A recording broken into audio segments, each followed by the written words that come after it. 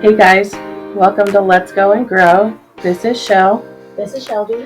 and we are creating this podcast to focus on our sharing our personal experiences, okay? And it's to help any personal development, and it's centered around mental health, suicide prevention, and overall personal growth. We both have gone through some Rather intense journeys, I would Yes. say. Yes, I would say our journeys were very unique and separate and different, and then they joined together at some point. But Shelby wants to share our disclaimer real quick. Yeah, I just want to say the mission for our podcast is to share our story and the journeys that we have taken to work on our past traumas and grow into the best versions of ourselves. The mental health information we provide is for educational purposes and is not a substitute for professional advice. We encourage you to consult with the appropriate professionals for your needs. Right. So basically, what that's saying is we're not therapists, doctors, any of those things. We're just sharing our story to hopefully help somebody else who's going through similar challenges or, is looking for resources through their mental health journey, through just life, period. I mean, I feel like a lot of people go through a lot of things that nobody sees. It's like, Yeah, there's a lot of things that happen behind closed doors, and I feel like a lot of it's because it's really personal, and it's really hard to express those kind of things that the demons that you work on and you battle in private. And so we want to be here to say, hey, you're not alone when you go through those moments. Everybody goes through them, and we're here to talk about them and bring them to light. Just let people know you're not alone. And if there's anything that we can say about our journeys that's going to help somebody else, truly that's our why. Is we just want to make sure that everybody knows that they're not alone. right. And I feel like when we entered into each other's lives, I was there in the midst of my journey, and you were in the midst of your journey, and we didn't talk about it until it happened. Right. Trigger warning for this episode: we will be talking about suicide, just so everybody knows.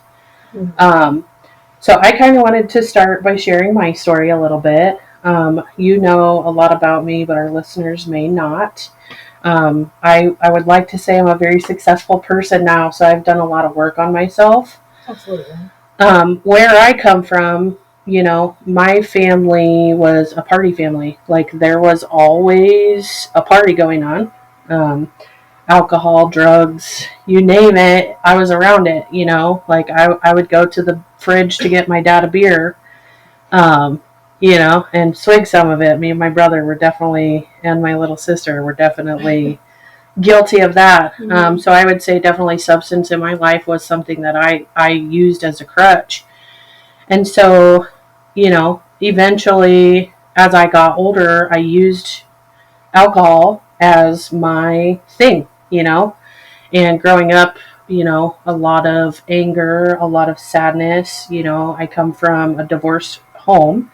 And then my mom found my stepdad. So thank God for that. I love my stepdad, and I love my father as well. Um, but as I got older, I definitely used that as a crutch. And I think that, not understanding my parents' past definitely was something for me that I remember as a kid. And so the closest person I got to was my grandma. And Gotta love them emos. oh, my grandma was a G. Like, I don't even know how else to, explain her. She was just a very beautiful, intentional, loving person. She didn't care what color you were. She didn't care, what stupid decisions you made in life. She did not care about any of those things. She was there for everyone. And I think anybody who knew her would say that about her. And she had quite the past as well, that I got to learn in her older years, and in my younger years. And she just turned into the person that I could tell anything to.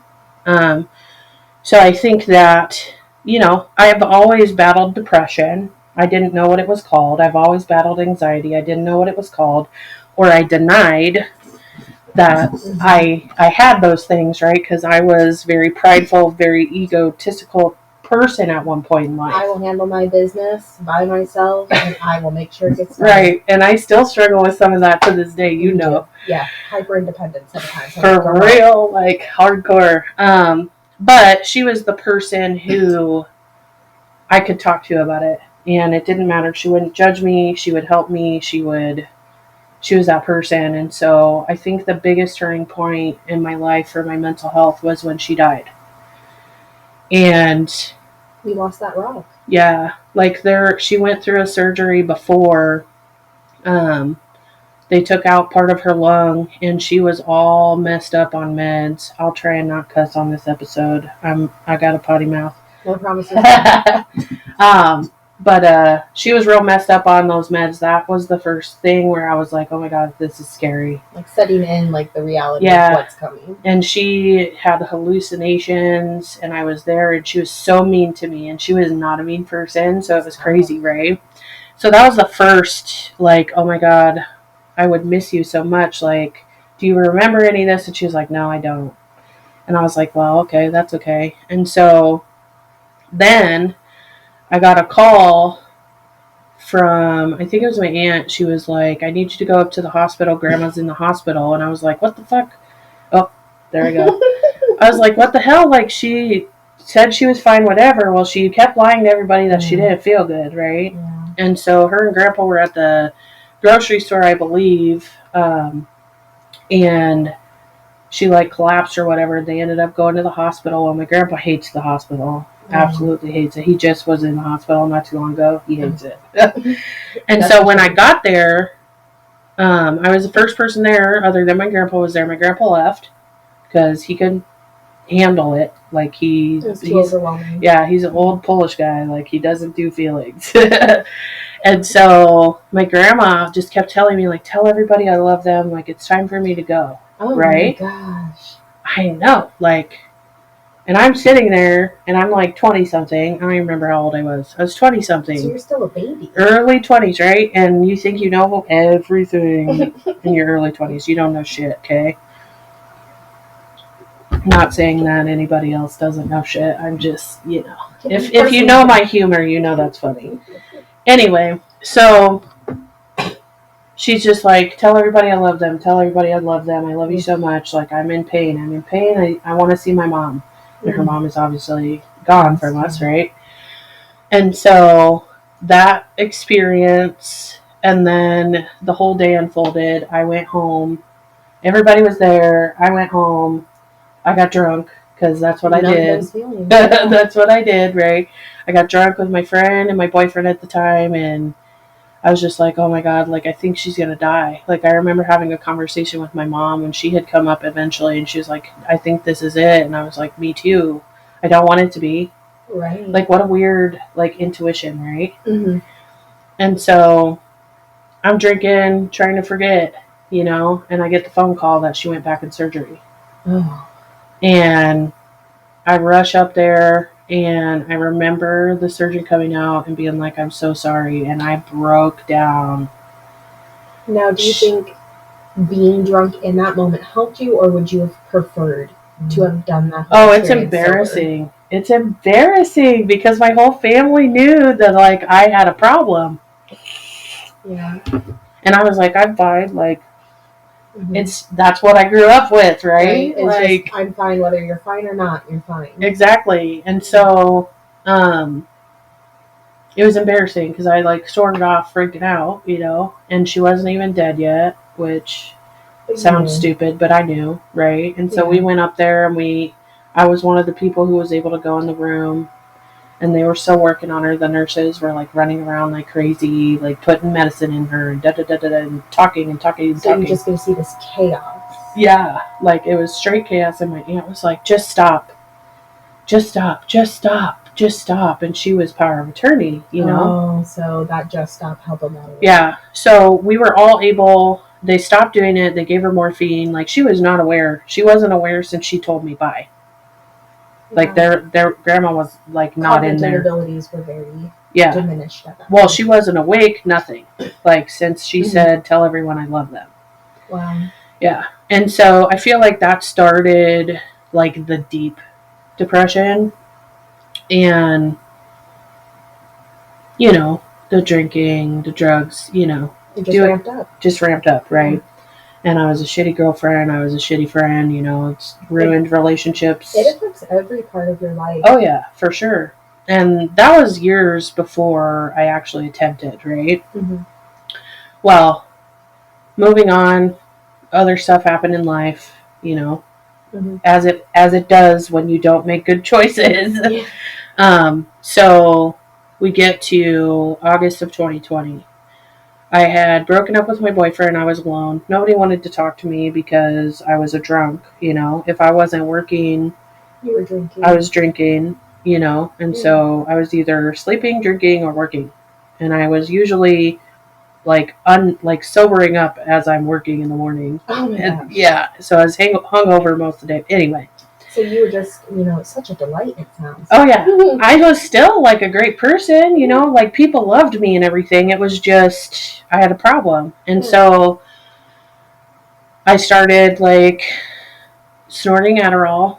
You know, a lot of people don't know that about me. But I worked so much because I couldn't keep my store staffed, which was an industry issue anyway.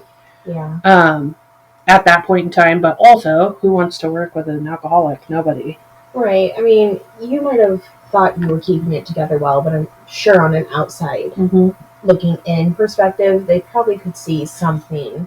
Well, they might have not known, but something was going on. Well, and there's a lot of people from that time in life who were like, I had no clue you drink like that. And I'm like, how? Anyway, so fast forward a little bit to August of 2020. I had finally got a day off. It was my first day off in like a very long time. It was months. And I was at my aunt's house, swimming in her pool, pasty white, worst sunburn in my life, by the way. But I get a phone call, and my brother was dead. The world just comes crashing down for the second time. And my brother died by suicide. Shot himself in the face. And we were all trying to, like, make it not so and investigate, and the cops don't know shit, blah, blah, blah. Like, he wasn't like that. He was like that. Nobody knew. You know, a lot of people hide that part of themselves very well. Oh, yeah. And so we flew off to, we drove. We drove to Aurora, Colorado from Omaha, Nebraska in like 6 hours. Quickly.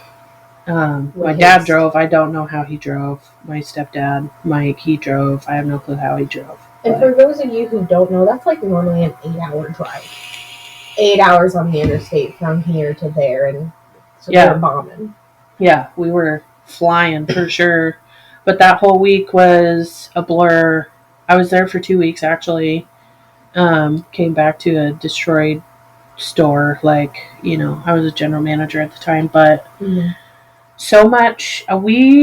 My family is very lucky to have a community. Like, we have so many people who love us, and so it wasn't as hard, but it was hard, and it's been hard. It's been hard. That was 2020, it's 2025. Like, it's been hard, and so I feel like that in my life, like, just made it even worse, you know? And so you feel grieving, if you don't know, is all of these emotions, and especially if you're like a drinker like I was, which I'm 196 days sober today. Whoop, whoop. Woo-hoo! If you're a drinker like I am, like, I don't remember where I was going there, but anyway, I just lost all, like, you feel all these feelings, but you lose yourself. It's like you feel so much, your brain doesn't know how to process it to the point that you're numb. It's like you're angry, you're super sad, you're happy, you're, you know, and then you feel guilty because you're happy because your brother's dead, you know, or whoever it may be, your friend, your grandma, whoever, this you know. person in your life. Yeah, grieving, and as they say, like, grieving is always a thing, you know, and it's always going to be there. It never ever goes away. You always feel some type of feelings, but like, how to deal with those feelings is definitely like not drinking, drugs, and all that fun stuff, which I was doing, right? definitely just trying to get away from it Right. without actually working through it. And so that was August of 2020. February. Fast forward to February of 2021. I was in so much pain, like so much pain, and I don't know if anybody could understand unless you've gone through it, right? How much pain you feel, and really, what I've uncovered over the years now is it was sadness. It was just deep sadness, right? I was so sad. I was a sad person. And everybody who knew me, I'm like, boo, boo, boo, I'm cool. Aha, make jokes. Yeah. No, I was such a sad person and nobody knew, right? So I was texting in a group chat at work. And I'm not going to tell the whole story this time. We can always unpack it later. Okay. Because I want to share your story as well. But there's always time for you. I was done. Like, I didn't want to feel any pain anymore. And it wasn't something that I planned. I had thought about it. Like, those intrusive thoughts of, like, oh, what if I just. Passing thoughts, yeah. Yeah, what if I just did this? Or what if I just did that, right? Like, how much easier life would be if I just. Yeah. And so I was drinking, obviously. That was my jam, right? Listening to music on my brother's old stereo is like a really cool, like one of those.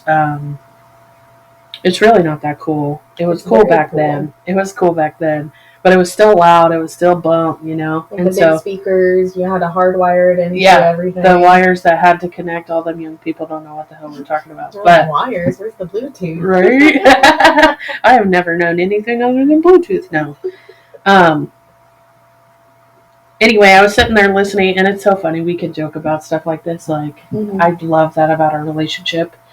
So, all of those listening, like, trust me, it's not going to be super heavy this whole time. But I was listening to music on that. I had a shitty day at work. I was texting in a group chat with some of my gals, and one of my best friends, Carrie, was like, "Are you okay?" Which, this was after I had found every single pill in my house. And I dumped it on my kitchen counter and I thought about it. And I scooped as many as I possibly could in my palm. And I chugged about a third a bottle of, I don't even remember what I was drinking, but it was liquor. Chugged that, I was drinking beer, whatever I was drinking, I don't even remember. And I just like put my back on the wall, slid down, and then she goes, "Are you okay?" She texted me. And I said, "No, call my mom." And so Carrie saved my life.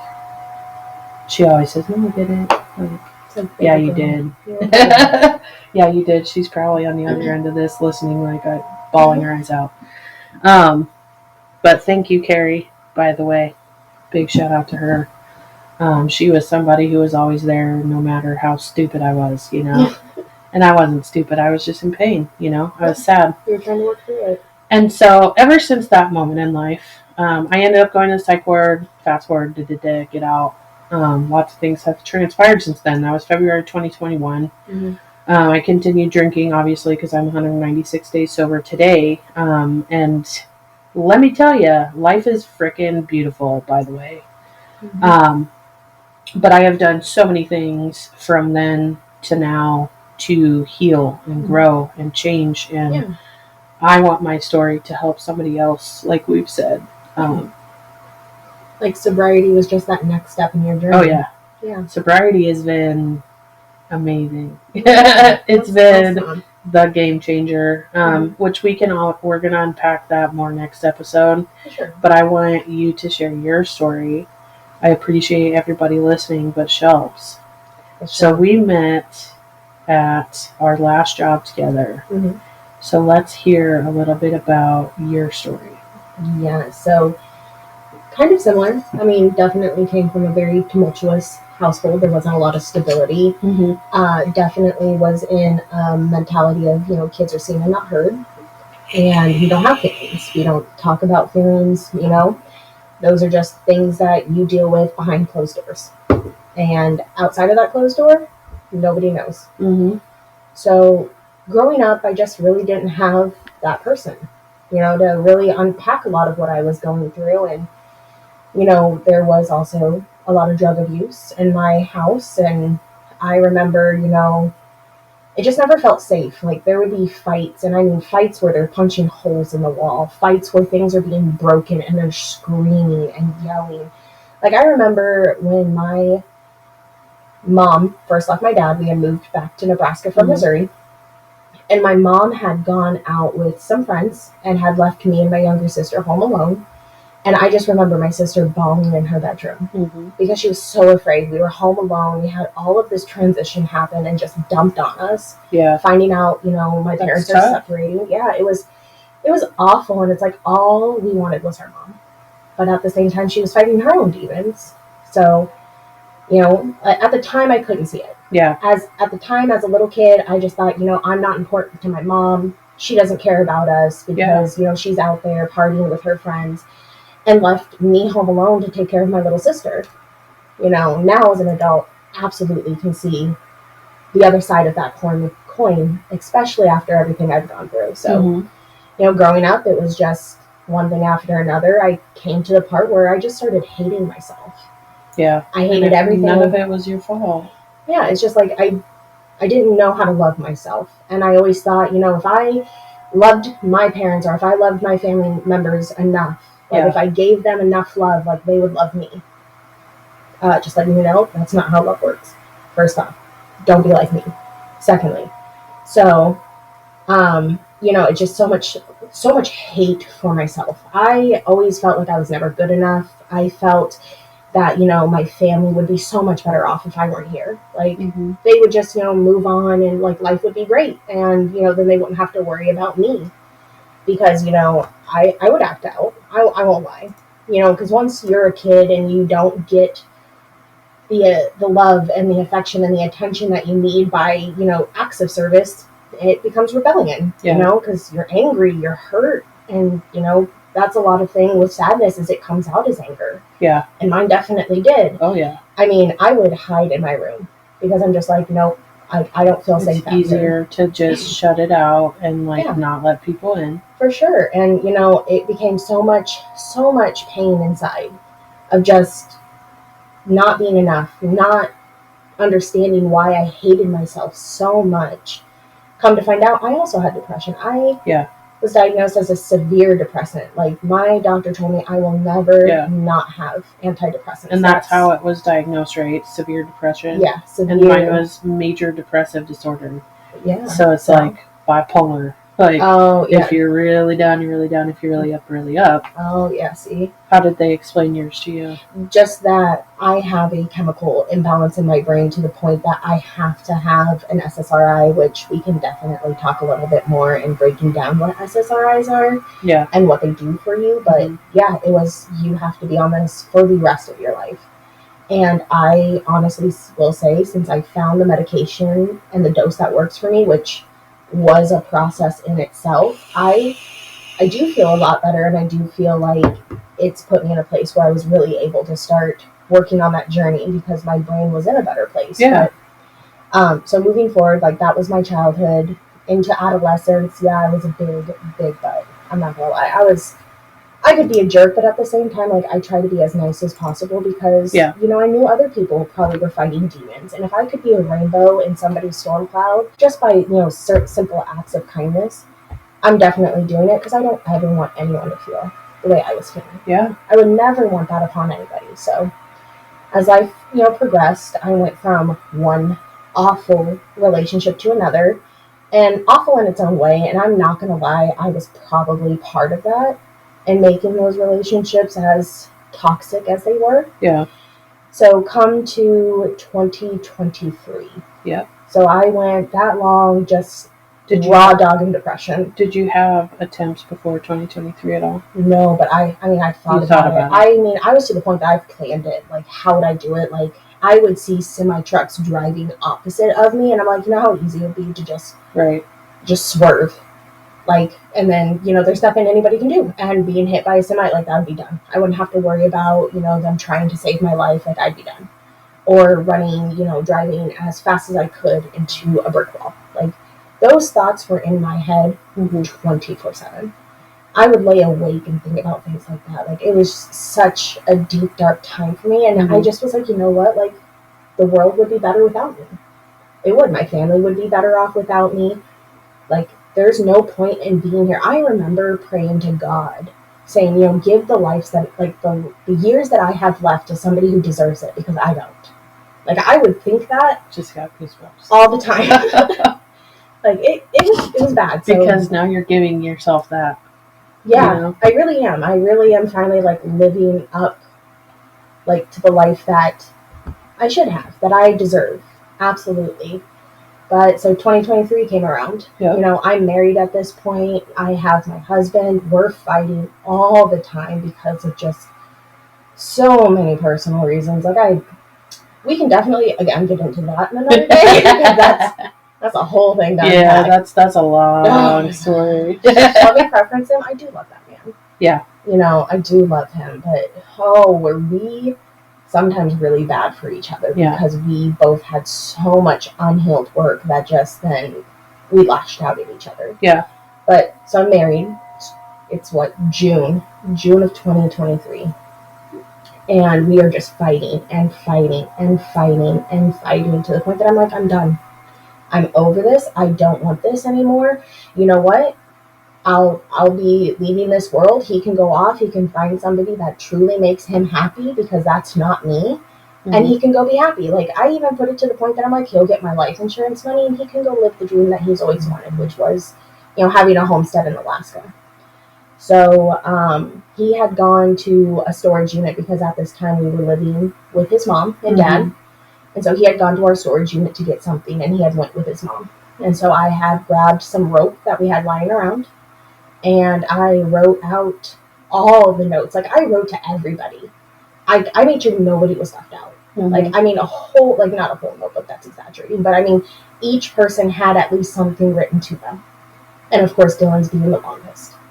But yeah, I grabbed a rope. I grabbed the rope, and I walked to this wooded area that was just like, not too far from the house that we were at right there. Mm-hmm. And so I called Dylan, and I told him, hey, I love you. I just can't do this anymore. You deserve better, and that better isn't me. Like, I hope best for you. Like, I was done. And so, I tied it around my neck. I actually had Googled how to do a noose. And so I had noosed the rope, and I had tied it up over a tree. And I was pretty much there. I was getting ready. I had knocked myself to the point where I couldn't get back up. Like, I was choking. I was being choked. I was strangling myself. And then just something in my brain clicked that said, no, like, this isn't how it's done. Yeah. And so I was thankfully enough able to get out of what I had put myself in. Mm-hmm. And I had walked out of the woods. Dylan had found me because he came racing back to where we were. Yeah. I mean, he was taking, like, the shoulder, and, like, my heart breaks that I put him through that. Yeah. Like, that is awful. But he had found me, and he had taken us back to the house. Mm-hmm. And so we were in the car talking, and a police officer walked up. So Dylan had called the cops to hope that they could get to me before I had ended my life. And so the cops come up, and they tell me that because of my attempt, that I need to be admitted for inpatient for my mental health. And that was super scary. I was like, no, I'm fine. I don't want that. Like, I'll do it myself. I need this control. Yeah, like, nope, don't want that. Like, I'll do it myself. Like, I promise I will go start seeking therapy. I'll do it myself. Like, blah, blah, blah, blah, blah. No, it was all a lie. They were like, no. They really did. They're like, nope, like, you can't. You have to go. They were really kind, because they didn't handcuff me, and they're like, we have to. And I'm like, please, anything but that. So they took me, and I was also inpatient. And so that's when I learned that, yes, I was diagnosed with depression, severe depression. And I stayed for, I want to say, like 3 days. And they started me on some medication, and they said, here's a psychiatrist, continue to work with them. Mm-hmm. Bing, bong, boo, you're on your way. Yeah. So I did, and I stayed dedicated to it. I worked through the process, and, I'm really glad I did. Yeah, me too. So, thanks. I know, I feel so bad for you because of that whole situation. No, it was one of those moments where it was like, okay, well, you went through your own thing. to help somebody else. And it was like one of those moments where it was like, wow. You're like, it's happening. Like, what? I gotta help people. I know what she's going through. Like, I didn't know.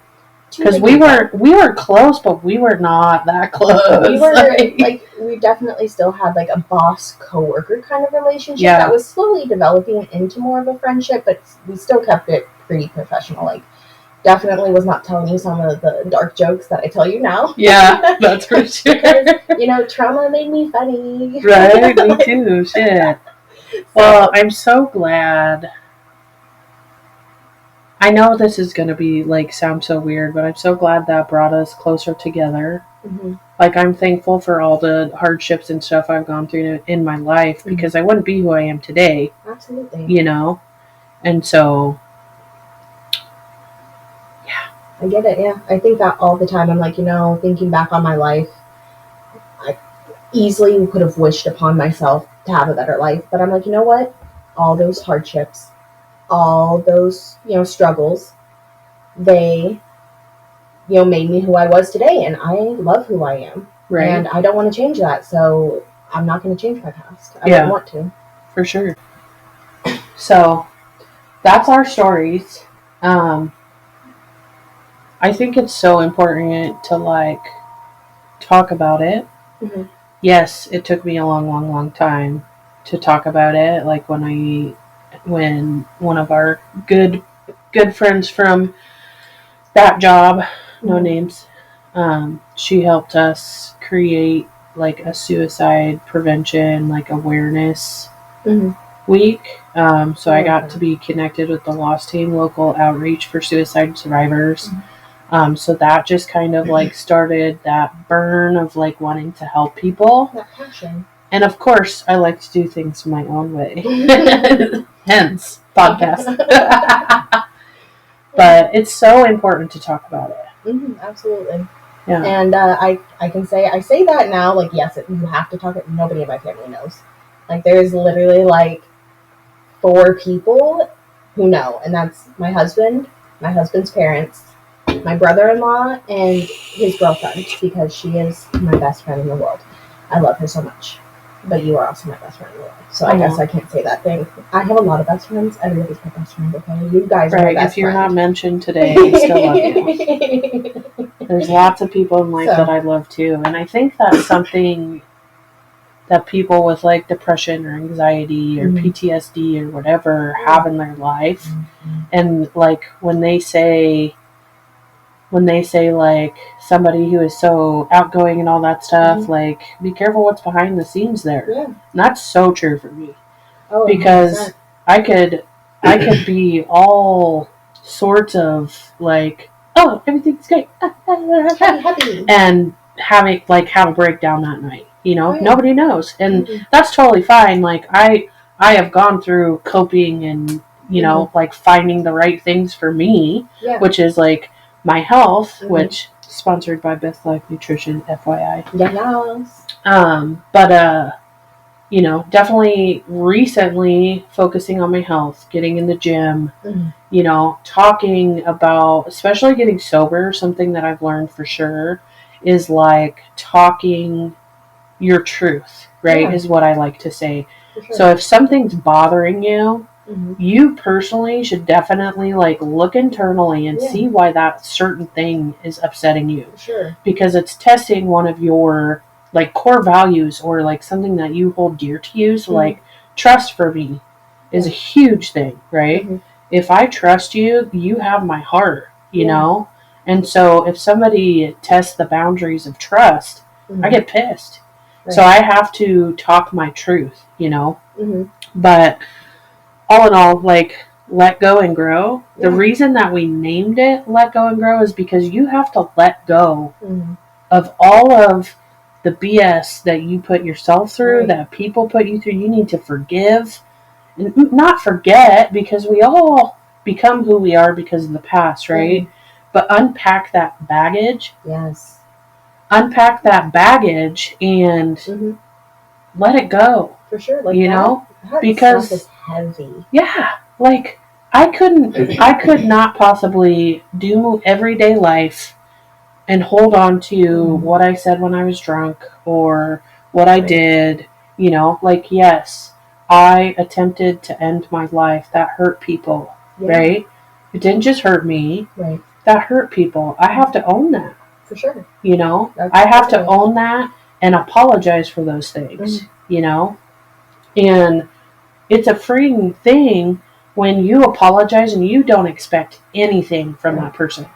Like you're doing it solely for you and no one else. Exactly. And like definitely was it hard to like train my brain to be like, yeah, like, you can't give that person the expectation of forgiving you. You can't. Right. You can't go in there and be like, well, I'm saying sorry so that you forgive me. It's like, no, I'm saying sorry because I understand that I have done wrong. I can identify that hurt that person very much. And I want to let them know, like, I see it, I see them, I see the situation, and I want to apologize for it and let them know, like, hey, I'm reflecting on this. And so, like, how you talked about, you got to talk it out when you have those big feelings, like, I journal them out. Like, I have come to the conclusion that I'm that person that once I am upset about something, my brain goes. Oh, yeah. And I mean, it goes. It will put it in these weird scenarios and situations. Anything that can validate my hurt. Anything that can make me that victim. It just goes. Yeah. And so for me, journaling helps regulate that because now I have to really think about it. And I can be like, okay, Shelby, you're just being a little much. That's not the situation here. So, like, perfect example of there's so many right ways to do your journey. You just have to find what works for you. Exactly. And we're definitely going to expand on specific things that we've done to grow and change and let go and grow, right? Sure. Because you can't hold on to all that shit. Yeah. You can't, because you're never gonna grow, Right. Never. And I consider myself a pretty successful person, which is so. funny because recently, struggling letting myself see myself as successful, right? I've lost 65 pounds. I'm 196 days sober. Hell yeah. I have my own car. Yeah, my living situation isn't perfect and, all those things, but that's my long-term goal, right? I have goals. I do actions every day to achieve those goals. That's success. That is, for sure. So when you think about success being a thing that's like not obtainable, that's your problem, Mindset, for sure. Right. So I get it. Yeah. So what are we talking about next week? I think starting in, I would say honestly, grace would be a really good one. Okay. That was definitely something that I found really hard to work through, giving myself grace. Yeah. I will say I'm definitely my worst critic. I will sit there and, put myself down so quick. And I needed to learn, like, hey, it's okay. It's okay to stumble. It's okay to fall. Yeah. It's okay to have, bad thoughts. Like, give yourself that grace and understand, like, you are a work in progress and you are the best thing that you will ever work on. Right. Like, that took a lot for me to remember, like, hey, I'm the best thing I can work on. Because if I can make myself the best version that I can be, then that's just going to elevate every other part of my life. Yeah, for sure. I love that. I can't wait to talk about it. But I appreciate everybody listening. You can DM either one of us if you have any questions, thoughts, feelings, emotions. We love it. We absolutely love talking about these things. And so just remember to let go and grow this week. And we'll talk to you soon. See you. Bye. Bye.